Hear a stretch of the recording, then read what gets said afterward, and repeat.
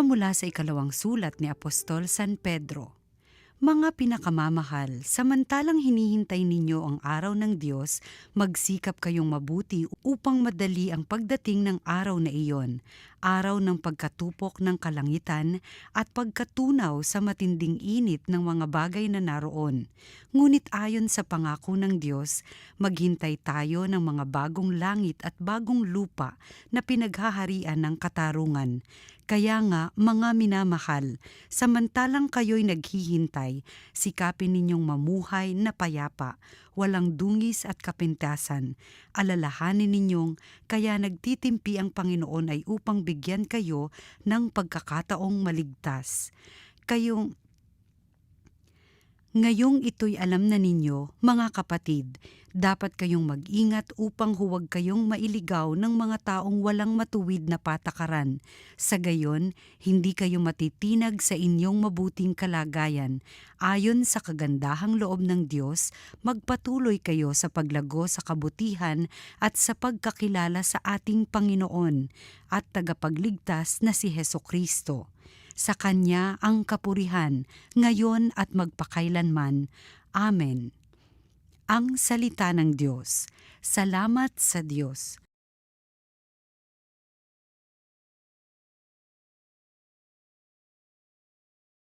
Poon amin kang tahanan noon, ngayon at kailanman. Wala pa ang mga bundok, hindi mo pa nilalalang, hindi mo pa nililikha itong buong daigdigan. Ikaw noon ay Diyos na, pagkat ika'y walang hanggan. Poon amin kang tahanan, noon, ngayon at kailanman. Yaong taong nilikha mo'y bumalik sa alabok, sa lupa ay nagbabalik kapag iyong iniutos. Ang 1,000 mga taon ay para bang isang araw, sa mata mo, Panginoon, isang kisap mata lamang, isang saglit sa magdamag na ito ay dumaraan. Poon amin kang tahanan, noon, ngayon at kailanman. Buhay nami umaabot ng 70 taong singkad, minsan na may umaabot sa 80 kung malakas. Yaong buhay nami sakbibi ng dusa't hirap, pumapanaw pagkatapos dito sa sangmaliwanag. Poon amin kang tahanan, noon, ngayon at kailanman. Kung umagay ipadama yaong wagas mong pag-ibig, at sa buong buhay nami may galak ang aming awit, ipakita sa lingkod mo ang dakila mong gawain, at sa sunod naming lahi, ipadama ay gayon din. Poon amin kang tahanan, noon, ngayon at kailanman. Ang mabuting balita ng Panginoon ayon kay San Marcos. Noong panahong iyon, ilang Pariseyo at ilang kampo ni Herodes ang pinapunta kay Jesus upang siluin siya sa kanyang pananalita. Lumapit sila sa kanya at ang sabi, "Guro, nalalaman po namin kayo'y tapat at walang pinangingimian, sapagkat pareho ang pagtingin ninyo sa lahat ng tao, at itinuturo ninyo kung ano ang kalooban ng Diyos sa mga tao. Naaayon po ba sa kautusan ang pagbabayad ng buwis sa Sesar? Dapat ba kaming bumubuwis o hindi?"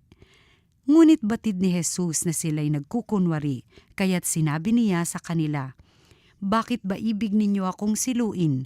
Bigyan ninyo ako ng 1 denaryo, titingnan ko." At kanilang binigyan siya. "Kaninong larawan at pangalan ang nakaukit dito?" tanong ni Jesus.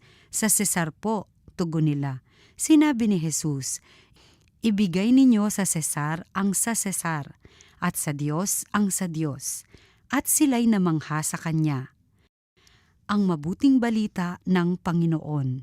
Pinupuri ka namin, Panginoong Hesukristo.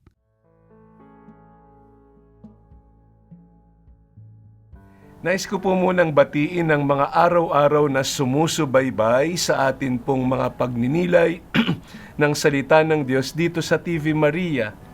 Yun pong mga nasa Abu Dhabi, nasa Dubai, nasa US, nasa Canada, nasa Taiwan, China, at iba't ibang bahagi ng buong Pilipinas at buong daigdig. Sumainyo po ang kapayapaan at pag-ibig ng ating Panginoong Hesus. Pinansin po ni Pope Francis at pinansin din ito ni Jesus yung mga pamamaraan ng mga Pariseyo at mga tagasunod ni Herodes. Mga mapanlinlang, mga mapagkunwari, mga ipokrito, mga mapagpaimbabaw. Ang minsang sapul na ginamit na larawan ni Jesus para silang mga libingang pinaputi sa labas, ngunit nabubulok naman sa loob. Hanggang ibabaw lang, hanggang pakitang tao lang.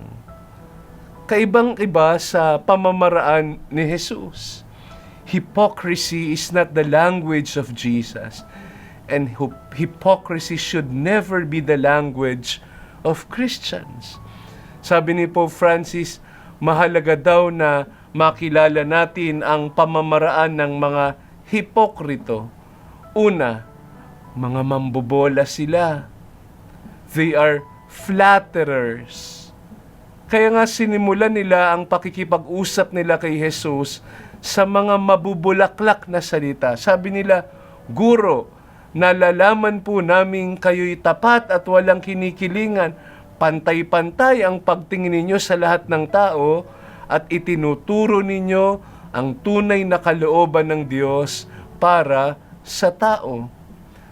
They use flattery to soften the other's heart and weaken resistance.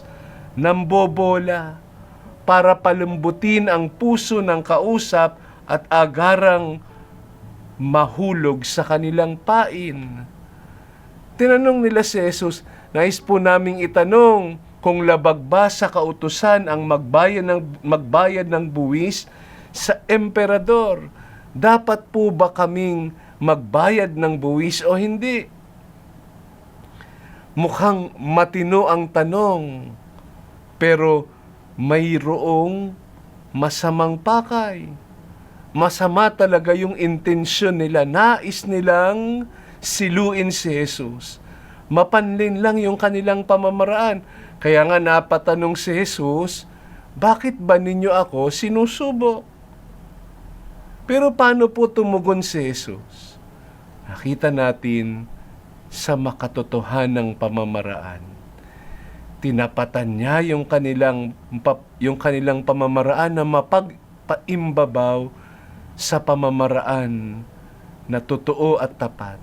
Sabi niya, bigyan ninyo ako ng salaping pilak, bring me a coin. At sabi ni Jesus, ibigay kay Caesar ang kay Caesar, ibigay sa Diyos ang para sa Diyos. Ibigay kay Caesar ang para kay Caesar. Itinuturo nga sa atin ng ating pananaw sa Arkidiocese ng Maynila na isa sa mga bukasyon natin ay maging mabuting Pilipino, maging mabuting mamamayan. Daily citizenship is Christian discipleship. Tinuturuan tayo ng ating pananampalataya na ang pagsunod sa batas ng lipunan ay pagsasabuhay rin ng ating pananampalataya. Ibigay sa Diyos ang para sa Diyos. Sikapin nating iayon ang buhay ng ating bayan sa plano ng Diyos. Sapagkat hiwalay sa pagkalinga ng Diyos, guguho ang ating bayan.